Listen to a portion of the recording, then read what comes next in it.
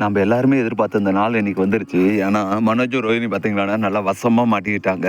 முத்து பார்த்துட்டிங்களாண்ணா தனக்கு கொடுத்த கண்ணாடியை வந்து எல்லாருக்கும் முன்னாடி போட்டு காட்டணும்னு சொல்லிட்டு மாமியார் முன்னாடியும் இந்த மஞ்சினிச்சு முன்னாடி வந்து போட்டு காட்டுறாங்க. அதை பார்த்து அவங்க பார்த்தீங்கன்னா நல்லா இருக்குமாம்மா, சூப்பராக இருக்குது அப்படின்ற மாதிரி சொல்கிறாங்க. சரி வா, மீனாவுக்கும் ஒன்று கொடுத்துருக்காங்க, அதையும் பாரு அப்படின்னு சொல்லிட்டு மீனாவுக்கும் கொடுக்குறாங்க. மீனாவுமே வந்துட்டு இந்த கண்ணாடி போட்டுக்கிட்டு எப்படி இருக்குமான்னு கேட்க, அவங்களுமே வந்துட்டு ரொம்ப நல்லா இருக்குமா, உன்னோட மாப்பிள்ளைக்கு தான் ரொம்ப சூப்பராக இருக்குது அப்படின்னு சொல்ல, சரி 2 பேரும் செல்ஃபி எடுன்னு சொல்லிட்டு அவங்க திணிச்சுக்கிட்டு கொடுத்து செல்ஃபி எடுக்க சொல்கிறாங்க. செல்ஃபி எடுத்தவங்க பார்த்தீங்கன்னா, மாமா சூப்பராக இருக்கு மாமா, ஃபோட்டோ எப்படி இருக்குது பாருங்கன்னு சொல்லிட்டு அப்படி தள்ளி தள்ளி பார்க்குறாங்க. அந்த டைமில் பார்த்தீங்கன்னா ஜியோட ஃபோட்டோ பார்த்து அவங்க பார்த்தீங்கன்னா, மாமா இது யாருன்னு தெரியுமா, இதுதான் உங்கள் அண்ணனோட எக்ஸ் லவர், அவள் தான் வந்து காசை எட்டுவானுவா அப்படின்ற மாதிரி சொல்கிறாங்க. இதை கேட்ட முத்து பார்த்தீங்கன்னா, ஆமாம் அன்னைக்கு கூட வந்து என்கிட்ட சாட்சி எழுத்து வாங்கினா, அது ஒரு வேளை இந்த விஷயத்துக்காக தான் இருக்கும், இரு நான் இன்றைக்கி ஒரு வழி பண்ணுறேன்னு சொல்லிட்டு நேராக அவங்க வீட்டுக்கு போகிறாங்க. வீட்டுக்கு போனவங்க பார்த்தீங்கன்னா, ஜீவா வெளியே வா அப்படின்னு சொல்லி முத்து கத்துற, ஜீவா வந்துட்டு வெளியே வந்துட்டு என்ன மரியாதைலாம் குறையுது, என்ன பிரச்சனை உங்களுக்கு அப்படின்ற மாதிரி முத்துக்கிட்ட கேட்க, அதுக்கு எங்கள் அப்பா கிட்டேருந்து திருண்டு போனால் 30 லட்சம் எனக்கு வேணும், அன்றைக்கி கல்யாண மண்டபத்துலேருந்து எடுத்துகிட்டு போனேன் பார்த்தியா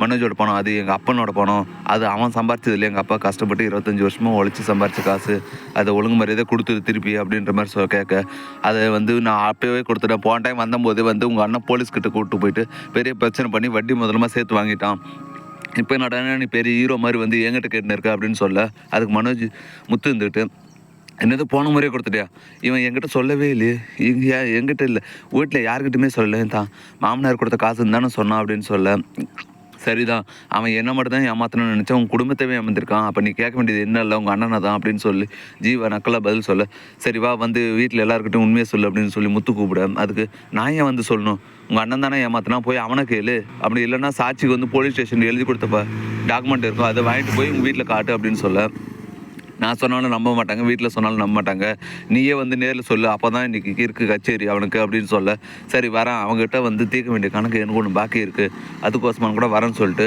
அவங்களும் வராங்க. 2 பேரும் முத்து பார்த்திங்கன்னா ஜீவாவை கூப்பிட்டுக்கிட்டு நேராக வீட்டுக்கு போகிறாங்க. வீட்டுக்கு போயிட்டு பார்த்திங்கன்னா எல்லாரையும் உட்கார வச்சு இன்றைக்கி ஒரு வழக்கு விசாரணை இருக்குதுன்னு சொல்லிட்டு டேபிளில் சண்டல் போட்டு ஜீவாவை கூப்பிட்றாங்க. ஜீவா உள்ளே வந்தவங்க பார்த்திங்கன்னா நடந்த எல்லா விஷயமும் சொல்கிறாங்க. இதை கேட்ட வித்யா பார்த்திங்கன்னா, ஏன்டா இத்தனை நாள் உங்கள் அண்ணனை ஏமாத்தினா மற்றவங்களை ஏமாத்தினா, சரி என்னை ஏன்டா ஏமாத்தினேன், என்னை ஏமாத்துறதுக்கு எப்பறம் உனக்கு மனசு வந்துச்சுன்னு சொல்லிட்டு மனோஜை போட்டு அடின்னு அடிக்கிறாங்க.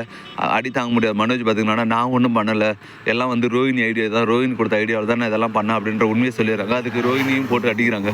ஏண்டி இவ்வளோ ஃப்ராடாக இருக்க நீ, அப்போ உங்கள் அப்பா மலேசியா இருக்கிறதெல்லாம் போய் தானா, இத்தனை நாளை வந்து மலேசியாவில் இருக்கான் பெரிய பணக்காரர் அப்படின்னு சொல்லிட்டு போய் சொல்லிட்டு இருந்துக்க அப்படின்னு சொல்லிட்டு ரோஹினியுமே பிடிச்சி அடிச்சுட்டு அவர் 2 பேருமே வீட்டை விட்டு வெளியே போங்க, என் புருஷன் பணத்தை ஏமாற்றிட்டு நீங்கள் இத்தனை நாள் வந்து நல்லா தின்னு போட்டு சுகமாக இருந்துக்கிறீங்க, இத்தனை நாள் நீ தான் பெரிய பணக்காரி, நீ தான் ரொம்ப நல்ல மருமக அப்படின்னு நினச்சிட்டு இருந்தா, நீ தான் இருக்கிறதுல எல்லாத்தோட ஃப்ராடாக இருக்க, ஒழுங்கு முறையாக 2 பேரும் இந்த வீட்டை விட்டு வெளியே போக அப்படின்னு சொல்லிட்டு வித்யா 2 பேருமே அடித்து துரத்திடுறாங்க.